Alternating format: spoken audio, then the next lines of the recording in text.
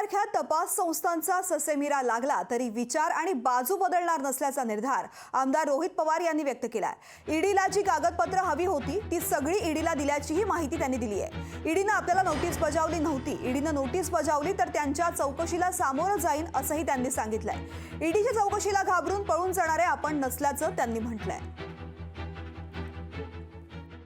पवार साहेबांच्या नावाली नोटीस निघाली होती, माझ्या नावाली कुठलीही नोटीस निघालेली नाही। जिथं कुठं माझे अधिकारी जाऊन ज्या ज्या काही प्रश्न होते, ईडीचे सर्व प्रश्न तिथं लिखित पण बोलून सुद्धा त्यांनी तिथं ते फुलफिल केलेलं आहे। मला जेव्हा नोटीस येईल, मला जेव्हा विचारलं जाईल, मी जाऊन तिथं जे जे काय खरं आहे ते मी तिथं सांगेल। पण ह्या सगळ्या गोष्टी फॉर्मॅलिटी होत असताना मी विचार बदलेल नाहीतर मी बाजू बदलेल असं कुठेही काही होणार नाही। याची दक्षता मी आणि माझे विचार आणि माझी लहानपणीपासून जी काही शिकवण आहे ते नक्कीच तिथं घेईल आणि मी कुठेही विचार सोडून दुसरीकडे जाणार नाही। लोकशाही मराठी ऐका, पहा, जागरूक रहा।